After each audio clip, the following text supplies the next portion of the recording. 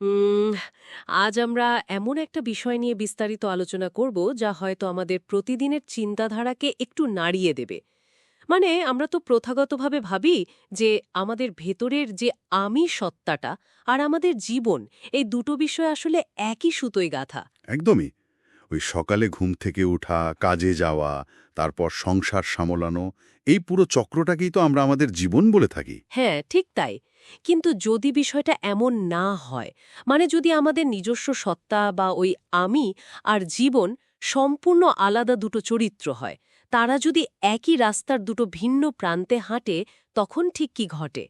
আজকের এই গভীর বিশ্লেষণে আমাদের মূল আলোচ্য বিষয় হল বোথ.ডকেক্স নামের একটা দলিল থেকে পাওয়া অসাধারণ আর বেশ চিন্তায় ফেলে দেওয়ার মতো একটা বাংলা কবিতা। হ্যাঁ, কবিতার নাম বোধ। ঠিক। আমাদের আজকের লক্ষ্যই হচ্ছে এই সাহিত্য কর্মটির ভেতর দিয়ে জীবন আর মানুষের নিজস্ব সত্তার মধ্যকার যে একটা অত্যন্ত জটিল মনস্তাত্ত্বিক আর প্রায় একটা দ্বান্দ্বিক সম্পর্ক রয়েছে, সেটাকে ধাপে ধাপে উন্মোচন করা। শুরুতেই খুব চমৎকার একটা প্রেক্ষাপট তুলে ধরেছেন। মানে এই সাহিত্যকর্মটি কিন্তু নিছক কিছু সুন্দর শব্দের গাঁথনি নয়। যদি আমরা বিষয়টাকে একটু বড় মনস্তাত্ত্বিক ক্যানভাসে দেখি, তাহলে বুঝতে পারব যে এটা একটা জার্নির মতো, তাই না? একদম তাই। এটি আসলে মানব মনের অন্ধকার অবচেতন স্তর থেকে একেবারে সর্বোচ্চ চৈতন্যে বা পরম উপলব্ধিতে পৌঁছনোর এক দার্শনিক যাত্রার মানচিত্র। এখানে জীবনকে কোনো বিমূর্ত ধারণা হিসেবে না দেখে একটা জীবন্ত, স্বতন্ত্র এবং প্রায়শই অধরা একটা সত্তা হিসেবে দেখানো হয়েছে। হুম। এই যে আমি আর জীবনের আলাদা হয়ে যাওয়া বা বিচ্ছিন্নতা, এটাই এই লেখার সবচেয়ে শক্তিশালী আর মূল দার্শনিক ভিত্তি। কিন্তু একটু দাঁড়ান, শুরুতেই আমার একটা খটকা লাগছে। কবিতার প্রথম লাইন দুটো হলো, জীবন জীবনের মতো চলে, আমি চলি আমার মতো। ভাবা যায়? সাধারণত আমরা বলি আমার জীবন, কিন্তু এখানে জীবন যেন সম্পূর্ণ স্বাধীন একটা সত্তা। তার নিজস্ব একটা গতি আছে, আর আমার আছে আমার নিজস্ব গতি। হ্যাঁ, বিষয়টা বেশ অদ্ভুত। তবে এই যে চরম একটা বিচ্ছিন্নতার ধারণা, এটা মেনে নেওয়াটা কি একটু বেশি নৈরাশ্যবাদী হয়ে যাচ্ছে না? মানে আমাদের প্রতিদিনের কাজের মধ্যে কি আমাদের সত্যিকারের সত্তার কোনো প্রতিফলনই থাকে না? নৈরাশ্যবাদী মনে হলেও এটি আসলে আমাদের আধুনিক অস্তিত্বের অন্যতম বড় আর রূঢ় একটা সত্য। একটু তলিয়ে ভাবলে দেখা যাবে আমরা সবাই যেন একটা ঘোরের মধ্যে বেঁচে আছি, যেখানে আমাদের দৈনন্দিন যাপন আর আমাদের প্রকৃত জীবনের মধ্যে কোনো আত্মিক সংযোগ নেই। মানে একটা মেকানিক্যাল রুটিন মেনে চলা আর বুঝলেন? কি। মানুষ অনেক সময় এমন অনেক কিছু করে যা সে আসলে ভেতর থেকে করতে চায় না। আর এখানেই সবচেয়ে চমকপ্রদ বিষয়টা হলো এই দুই সত্তার সাক্ষাতের জায়গাটা। কবিতায় বলা হচ্ছে এই আমি আর জীবনের দেখা সাক্ষাৎ হয় মাঝে মাঝে, কিন্তু সেই জায়গাগুলো হলো শ্মশানের ধারে বা গঙ্গার ঘাটে। হ্যাঁ, ঠিক। এই জায়গাটাতেই একটা বিরাট ধাক্কা খেতে হয়।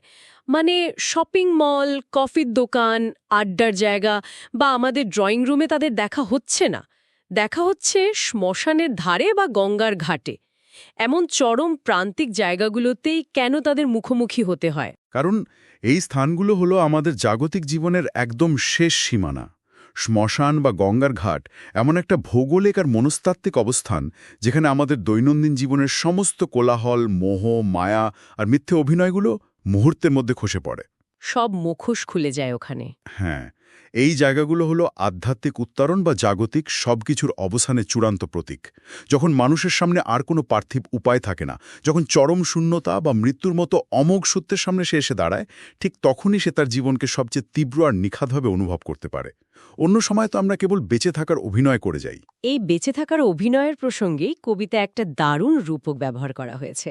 বলা হচ্ছে, কখনো শরীরে ভর করে জীবনকে ধাওয়া করা, আবার কখনো ভাড়া করা মন নিয়ে জীবনের অনুসন্ধানে নিজেকে ব্যস্ত রাখা। শরীরে ভর করে ধাওয়া করাটা না হয় বোঝা গেল, আমরা আক্ষরিক অর্থেই অবিরাম দৌড়াচ্ছি। কিন্তু এই ভাড়া করা মন বা ধার করা মন নিয়ে বাঁচার বিষয়টা ঠিক কেমন? এটি অত্যন্ত গভীর একটি মনস্তাত্ত্বিক পর্যবেক্ষণ। ভাড়া করা মন আসলে আমাদের ওই সমাজ নিয়ন্ত্রিত চিন্তাধারার একটা দারুণ রূপক। আমরা কি সত্যিই নিজেদের স্বাধীন মন দিয়ে জীবনকে দেখি? না। সমাজ আমাদের যেটা ভাবতে শেখায় সেটাই ভাবি। একদম। পরিবার কি চাইছে, চারপাশের পৃথিবী কি মানদণ্ড ঠিক করে দিচ্ছে, আমরা সেগুলো দিয়ে আমাদের মনটাকে তৈরি করি। অন্যের দৃষ্টিভঙ্গি, অন্যের চাপিয়ে দেওয়া চাওয়া পাওয়া, এগুলোই হলো সেই ভাড়া করা মন। আর সেই ধার করা চশমা দিয়ে যখন আমরা নিজেদের জীবনকে বুঝতে চাই, খুঁজতে যাই, তখন আমরা আসলে কিছুই পাই না, বরং ভেতরে একটা বিশাল শূন্যতা তৈরি হয়। তার মানে আমরা এমন একটা মন নিয়ে জীবনের পেছনে ছুটছি যে মনটা আমাদের নিজেদেরই না, সমাজ বা পারিপার্শ্বিকতার কাছে সেটা যেন বন্ধক রাখা। এরপরই কবিতায় একটা অদ্ভুত সুন্দর অথচ অস্থির রূপক আসে, শ্রাবণের অবিরাম ধারার মতো অফুরান্ত প্রশ্ন। বলা হচ্ছে এই প্রশ্নগুলো হাওয়ায় হামাগুড়ি দিয়ে এক চক্র থেকে অন্য চক্রে যাচ্ছে, অবচেতন থেকে চেতনে আর চেতন থেকে চৈতন্যের পথে অগ্রসর হচ্ছে। এই অংশটিকে আমরা মানব মনের বিবর্তনের বা উত্তরণের একটা নিখুঁত চিত্রায়ন বলতে পারি। শ্রাবণের বৃষ্টির মতো প্রশ্ন মানে এই আত্মজিজ্ঞাসার কোনো শেষ নেই। মানুষের মনে জন্ম নেওয়া এই অন্তহীন কৌতূহলই তাকে সামনের দিকে পরিচালিত করে। প্রথমে খুব অস্পষ্ট থাকে বোধহয়। হ্যাঁ, প্রথমে এই প্রশ্নগুলো থাকে আমাদের মনের একদম অন্ধকারে, অবচেতনে, একটা অস্পষ্ট অনুভূতির মতো। তারপর সেটা ধীরে ধীরে আমাদের জাগ্রত চেতনায় বা সাধারণ চিন্তায় ধরা দেয়। আর একদম শেষে এই চেতনার স্তর পার হয়ে মানুষ যখন আরও গভীরে যায়, তখন সে পৌঁছায় এক উচ্চতর চৈতন্যে, যেখানে সব প্রশ্নের উত্তর লুকিয়ে থাকে। কিন্তু এই যে চৈতন্যের পথে এত সুন্দর একটা উত্তরণের যাত্রা, এর তো একটা মারাত্মক প্রতিবন্ধক আছে। কবিতায় স্পষ্ট বলা হচ্ছে পথ রোধ করে দাঁড়ায় অবুঝ অহংকার, মানে আমাদের ভেতরের অযৌক্তিক অহংবোধ। আর এখানেই আলোচনাটা সবচেয়ে আকর্ষণীয় হয়ে ওঠে, কারণ এই অহংকারকে বোঝাতে অসংখ্য চমকপ্রদ আর পরাবাস্তব উপমা ব্যবহার করা হয়েছে। চলুন এই উপমাগুলোর একদম গভীরে প্রবেশ করা যাক। অবশ্যই। প্রথমেই বলা হয়েছে এই অহংকার হল অবোধ শিশুর নির্দোষ বায়নার মতো, আর মাহারা একগুয়ে ছেলে হতো। অহংকারের এই রূপটা হলো একদম আদিম আর অপরিপক্ক। একটা অবোধ শিশু যেমন বোঝে না কোনটা তার জন্য ভালো আর কোনটা খারাপ, সে শুধু নিজের জেদটাতে অটল থাকে, আমাদের ভেতরের অহংকারও অনেক সময় ঠিক তেমনই অন্ধ হয়। আর ওই মাহারা একগুয়ে ছেলের রূপকটা? ওটা আরও গভীর। যার মা নেই, মানে যার কোনো নিরাপদ আশ্রয় বা সঠিক পথপ্রদর্শক নেই, সে বাধ্য হয়েই একটা অন্ধ জেদ আর রাগকে আঁকড়ে ধরে বেঁচে থাকে। মানুষের অহংকারও অনেক সময় চরম নিরাপত্তাহীনতা থেকে জন্ম নেয়, আর তখন সেটা বাইরের পৃথিবীর কাছে ভীষণ একগুঁয়ে হয়ে ওঠে। আমরা কেবল আদিম জেদের কথা বললাম, কিন্তু জীবন তো কেবল জেদ দিয়ে চলে না। এর পরের উপমাটা আমাদের একদম রূঢ় বাস্তবতার মাটিতে আছড়ে ফেলে। বলা হয়েছে প্রবাসে অন্যের তাড়নায় শ্রমিকের মতো। পেটের দায়ে যে শ্রমিক ভিনদেশে পড়ে আছে, তার অহংকারটা আবার কেমন? তার অহংকারটা হল টিকে থাকার বা বেঁচে থাকার মরিয়া সংগ্রাম। তার কাছে তখন আর কোনো আদর্শ, দর্শন বা উচ্চতর চিন্তার বিলাসিতা নেই। তার অহংবোধ তখন শুধু তার শারীরিক অস্তিত্ব টিকিয়ে রাখার সাথে যুক্ত। সেভাবে আমি লড়াই করছি, আমি কোনো মতে বেঁচে আছি, এটাই আমার সবচেয়ে বড় পরিচয়। ঠিক তাই, এই বেপরোয়া টিকে থাকার চেষ্টাই তার চেতনার পথে বাধা হয়ে দাঁড়ায়।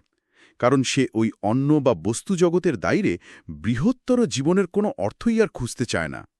বিষয়টা পরিষ্কার হল। এই যে টিকে থাকার লড়াইয়ের কথা উঠল, এখান থেকেই কিন্তু মনস্তত্ত্বের আরেকটা অদ্ভুত দিকে কবিতাটা মোড় নেয়। যখন মানুষের প্রাথমিক চাহিদাগুলো মিটে যায়, তখন সে ভালোবাসার খোঁজ করে। আর ঠিক এই জায়গাতেই আসে পরের উপমা, ভালোবেসে বিয়ে করে হতাশ হবার মতো। এটা তো ভীষণ প্রাসঙ্গিক আর মর্মান্তিক একটা চিত্র। একেবারেই তাই। ভালোবেসে বিয়ে করার মধ্যে একটা বিশাল প্রত্যাশা থাকে, একটা স্বপ্ন থাকে। কিন্তু যখন সেই আকাশকুসুম প্রত্যাশা আর প্রাত্যহিক জীবনের প্রাপ্তির মধ্যে এক নির্মম ব্যবধান তৈরি হয়, তখন মানুষের ভেতরে এক অদ্ভুত অহংকারের জন্ম নেয়। তখন না পারে নিজের ভুল সিদ্ধান্তটা সবার সামনে মেনে নিতে, না পারে সেই দম বন্ধ করা পরিস্থিতি থেকে বেরিয়ে আসতে। হ্যাঁ, এই যে একটা আটকে পড়া অবস্থা, নিজের সিদ্ধান্ত ভুল প্রমাণ হওয়ার যে তীব্র হতাশা, সেটাই একটা বিশাল অহংকারের প্রাচীর হয়ে দাঁড়ায়, যা তাকে জীবনের নতুন কোনো সহজ সত্য মেনে নিতে দেয় না। এর পরের উপমাটা পড়ার সময় বুকের ভেতরটা কেমন যেন করে ওঠে, আত্মহত্যায় অসফল, লজ্জায় লাল মেয়েটার মতো। চরম হতাশা, আবার অন্যদিকে অদ্ভুত একটা সামাজিক সংকোচ। এই মনস্তাত্ত্বিক অবস্থাটা কতটা জটিল! এটি নিঃসন্দেহে এই কবিতার সবচেয়ে শক্তিশালী এবং স্পর্শকাতর মনস্তাত্ত্বিক রূপকগুলোর একটি। একটু ভেবে দেখলে পরিস্থিতিটার ভয়াবহতা বোঝা যায়। যে মানুষটি চরম অভিমানে বা কষ্টে নিজের জীবন শেষ করে দিতে চেয়েছিল, সে যখন ফিরে আসে, তখন সমাজ তাকে কিভাবে দেখে? সে বাঁচার ইচ্ছে হারিয়েছে, আবার মরতেও পারিনি। হ্যাঁ, তার ভেবে তখন যে অহংকার কাজ করে সেটা হলো এক তীব্র লজ্জা, অপরাধবোধ এবং নিজেকে সবার থেকে আড়াল করার প্রবৃত্তি। সে নিজেকে একটা খোলসের ভেতর গুটিয়ে নেয়। এই গুটিয়ে নেওয়াই তার অহংকার, যা তাকে জীবনের স্বাভাবিক প্রবাহ থেকে সম্পূর্ণ বিচ্ছিন্ন করে ফেলে। আর ঠিক এর উল্টো একটা চিত্র আমরা পাই পরের উপমায়, জুয়ার বোর্ডে উদাসীনের মতো। যেখানে আগের মেয়েটি চরম লজ্জায় কুঁকড়ে আছে, সেখানে এই জুয়ারি সম্পূর্ণ উদাসীন। ঠিক ধরেছেন। জুয়ার বোর্ডে যে উদাসীন, সে আসলে নিজের ভাগ্যকে তাচ্ছিল্য করছে। তার অহংকার হলো স্পর্ধার অহংকার। সে মনে করে সব হারাই তো হারাবো, আমার কোনো ভ্রুক্ষেপ নেই। একটা বেপরোয়া মনোভাব। একদম। এই যে একটা বেপরোয়া ধ্বংসাত্মক মনোভাব, এটাও কিন্তু এক ধরনের অহংকার, যা তাকে বাস্তবতার মাটির সংস্পর্শ থেকে অনেক দূরে রাখে। সে মনে করে সে সবকিছুর ঊর্ধ্বে, কিন্তু আসলে সে কেবল পতনের দিকেই এগোচ্ছে। এরপর যে উপমাটা আসছে সেটা নিয়ে কথা না বললেই নয়। ব্যক্তিগতভাবে এটা আমার সবচেয়ে প্রিয়। সপ্তরথীর মাঝে আটকে পড়া আরশোলার মতো। মানে, একদিকে মহাভারতে সেই বিখ্যাত সপ্তরথীর চক্রব্যূহ, যেখানে অভিমন্যুর মতো বীর আটকে পড়েছিল, আর তার মাঝখানে কিনা একটা ক্ষুদ্র আরশোলা। এটা তো রীতিমতো হাস্যকর, অথচ একটা ট্র্যাজিক চিত্র। খুব সুন্দর একটা বৈপরীত্য। ধরুন, একটা বিরাট বহুজাতিক কোম্পানির মার্জার হচ্ছে, 1000 কোটি টাকার চুক্তি, আর সেখানে সদ্য যোগ দেয়া একজন জুনিয়র ইন্টার্ন ভাবছে যে তার জন্যই পুরো কোম্পানিটা চলছে। আসলে বোর্ড অফ ডিরেক্টরস জানেই না যে তার কোনো অস্তিত্ব আছে। আমাদের অহংকারও কি ঠিক এমনই? দারুণ একটা উদাহরণ উঠে এসেছে। এই উপমাটি যতখানি হাস্যকর, ততখানি আমাদের অস্তিত্বের প্রকৃত অবস্থার একটা মর্মান্তিক দলিল। আমাদের দৈনন্দিন জীবনের তথাকথিত বড় বড় অহংকারগুলো ঠিক এমনই। এই মহাবিশ্ব, এই অনন্ত কালচক্র বা প্রকৃতির নিয়ম, এসব হলো সেই সপ্তরথীর মতো বিশাল আর শক্তিশালী। আর আমরা হচ্ছি সেই আরশোলা। হ্যাঁ, তার মাঝখানে আমাদের নিজস্ব অহংকার বোধটা হলো ওই আরশোলার মতো ক্ষুদ্র এবং তুচ্ছ। কিন্তু সে আরশোলা হয়তো ভাবছে যে সেই মহাজাগতিক চক্রব্যূহের কেন্দ্রবিন্দু সে নিজেই। আমাদের অহংকারগুলো এই বিশাল প্রেক্ষাপটে যে কতখানি অসহায় এবং অর্থহীন, সেটাই অত্যন্ত চমৎকারভাবে এখানে ফুটে উঠেছে। এরপর আমরা দেখি একগুচ্ছ উপমা, যা মূলত আমাদের জীবনের ভেতরের বিশাল শূন্যতাকে তুলে ধরে। যেমন সাজানো মিথ্যের মতো, একঘেয়ে উপন্যাসের মতো, ছায়া ভর করে হাঁটার মতো। একটু যদি আধুনিক জীবনের সাথে মিলিয়ে দেখি, এই সাজানো মিথ্যে তো আমাদের চারপাশের ডিজিটাল দুনিয়ার ওই পারফেক্ট জীবনের ছবির সাথে খুব মিলে যায়। একদমই তাই। অহংকারের চূড়ান্ত পরিণতিই হল অসারতা বা শূন্যতা। একটা সাজানো মিথ্যের যেমন কোনো মজবুত ভিত্তি থাকে না, ঠিক তেমনি বাইরে থেকে নিখুঁত দেখানো জীবনগুলোর ভেতরে অনেক সময় প্রবল শূন্যতা থাকে। এরপর আসে একঘেয়ে উপন্যাস।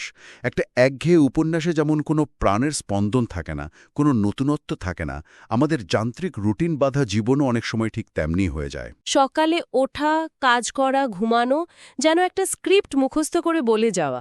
ঠিক। আর ছায়ার ওপর ভর করে হাঁটা হলো সেই অবস্থা যেখানে মানুষের কোনো নিজস্ব অস্তিত্ব বা পরিচয় থাকে না। সে কেবল অন্যের অনুকরণ করে বা একটা মিকি পদবীর আড়ালে নিজেকে লুকিয়ে রাখে। এগুলো বাইরে থেকে হয়তো একটা আকার দেয়, কিন্তু ভেতরে এগুলো সম্পূর্ণ অন্তঃসার শূন্য।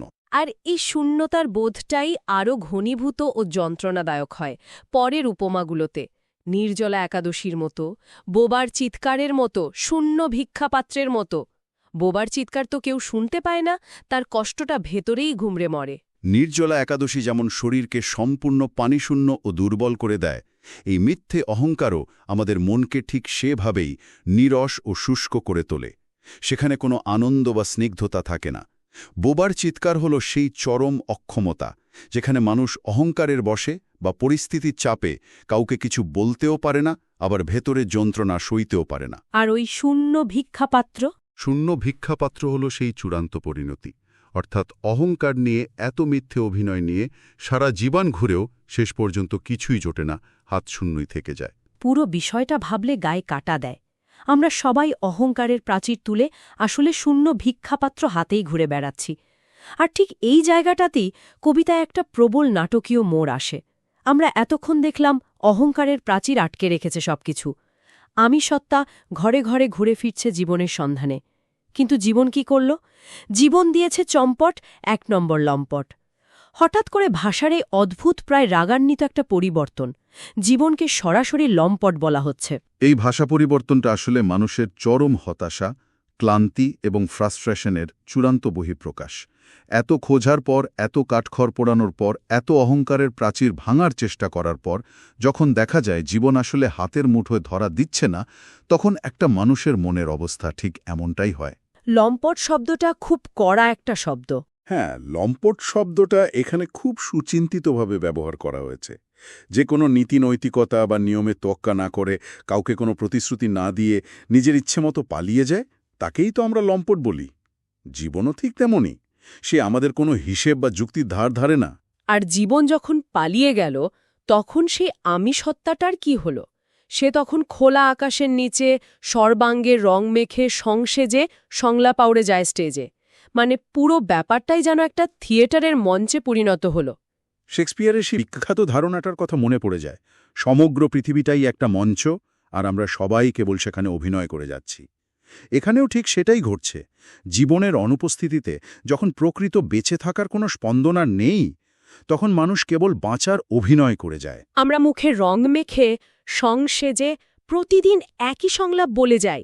হাসছি, সামাজিকতা রক্ষা করছি, সবার সামনে নিজেকে সফল প্রমাণ করছি। কিন্তু এর ভেতরে কোনো প্রাণ নেই। পুরোটাই একটা মেকানিক্যাল স্টেজ পারফরমেন্স হয়ে দাঁড়িয়েছে। আর ঠিক এই ক্লান্তিকর অভিনয়ের মাঝখানেই আসে চরম আঘাত বা ক্লাইম্যাক্স। হঠাৎ এক দুর্বল মুহূর্তে চকিতে ছোড়া গেঁথে দিই জীবনের পেটে। এই লাইনটা পড়ার সময় আক্ষরিক অর্থেই চমকে উঠতে হয়। আমি সত্তা নিজের জীবনের বুকেই ছোড়া বসিয়ে দিচ্ছে। আজকের দিনে আমরা যাকে চরম বার্নআউট বলি, এটা কি তারই একটা রূপ নয়?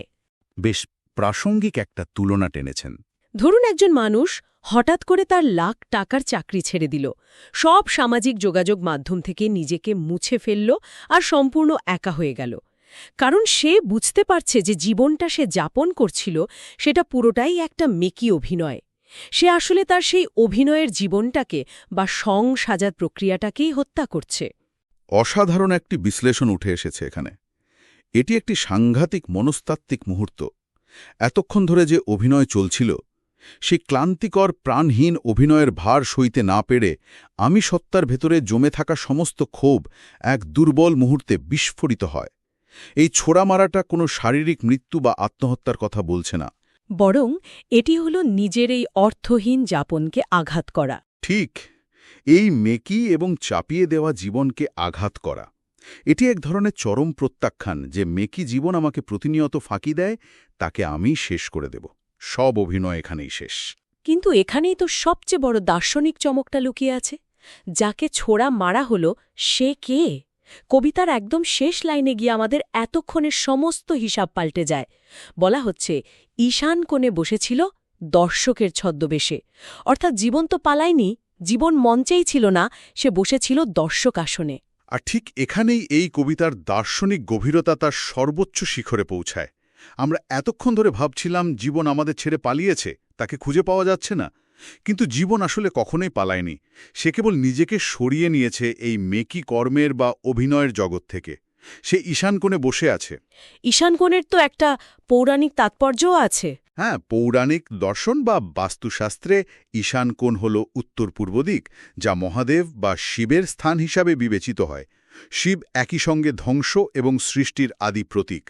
অর্থাৎ জীবন সেখানে বসে এই সমগ্র নাটকীয়তা, এই সংসাজা, এই মিথ্যে অহংকার, এমনকি ওই ছোড়া মারা, সবকিছু একটা চরম নির্লিপ্ততা নিয়ে দেখছে। জীবন আসলে আমাদের অভিনীত এই নাটকেরই একজন নীরব ছদ্মবেশী দর্শক। কি অভাবনীয় একটা চিন্তার জগৎ। তাহলে একটু ভেবে দেখা যাক পুরো যাত্রাটা। গঙ্গার ঘাটের সেই নিস্তব্ধতা থেকে শুরু হয়েছিল, তারপর সমাজ থেকে ধার করা মন নিয়ে জীবনের পেছনে অন্ধের মতো ছোটা, শ্রাবণের বৃষ্টির মতো প্রশ্ন নিয়ে অবচেতন থেকে চৈতন্যে ওঠার চেষ্টা, যেখানে পাহাড়ের মতো বাধা হয়ে দাঁড়িয়েছিল সেই অসংখ্য রূপ ধারণ করা অবুঝ অহংকার। কখনো সেই একগুঁয়ে শিশু, কখনো হতাশাগ্রস্ত প্রেমিক, হ্যাঁ, আবার কখনো ওই সপ্তরথীর মাঝে আটকে পড়া আরশোলা।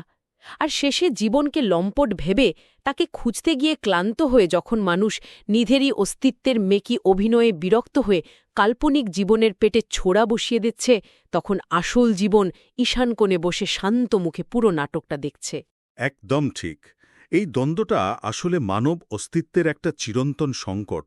যতদিন আমাদের ভেতরে এই অবুঝ অহংকার থাকবে, যতদিন আমরা ওই সমাজ থেকে ধার করা মন নিয়ে মিথ্যে জীবনের অভিনয় করে যাব, ততদিন আমরা কখনোই জীবনের প্রকৃত স্বরূপ দেখতে পাব না। আমরা কেবল ছায়ার সাথে যুদ্ধ করে যাব আর ক্লান্ত হব। আর আসল জীবন সবসময়ের মতো সেই ঈশান কোণে বসে থাকবে এক নীরব দর্শক হয়ে। মানুষের নিজেকেই এই মায়ার পর্দা সরিয়ে এই মঞ্চের অভিনয় চিরতরে থামিয়ে সেই নীরব দর্শকের মুখোমুখি হতে হবে। কি অদ্ভুত এবং গভীর একটা উপলব্ধি! সত্যি এই দলিলটির পড়তে পড়তে এত গভীর সব মনস্তাত্ত্বিক এবং দার্শনিক স্তর লুকিয়েছিল জানিয়ে ঘণ্টার পর ঘণ্টা আলোচনা করা যায়। আমরা আজ চেষ্টা করলাম জীবন আর নিজস্ব সত্তার এই জটিল গোলকধাঁধাটিকে কিছুটা হলেও উন্মোচন করার। কিন্তু বিদায় নেওয়ার আগে একটা নতুন ভাবনা নিয়ে গভীরভাবে চিন্তা করা যেতে পারে, যা হয়তো মূল লেখাতে সরাসরি বলা নেই। সেটা কি? একটু ভাবলে কেমন হয় যদি জীবন সত্যিই আমাদের অভিনীত এই নাটকের কেবলই একজন ছদ্মবেশী দর্শক হয়ে থাকে? তবে একটা অত্যন্ত প্রাসঙ্গিক প্রশ্ন জাগে। যেদিন এই মিথ্যে অভিনয় বা নাটক শেষ হয়ে যাবে, প্রেক্ষাগৃহ যখন সম্পূর্ণ শূন্য হয়ে যাবে, চারপাশের সমস্ত মেকি আলো যখন নিভে যাবে, তখন কি মঞ্চে দাঁড়িয়ে থাকা সেই আমি সত্তাটার অস্তিত্ব চিরতরে বিলীন হয়ে যাবে? নাকি দর্শকহীন সেই অনন্ত এবং নিস্তব্ধ শূন্যতাতেই শুরু হবে তার প্রকৃত বাধাহীন স্বাধীনতা? এই ভাবনাটা সাথে নিয়েই আজকের মতো শেষ হচ্ছে আমাদের এই বিস্তারিত আলোচনা।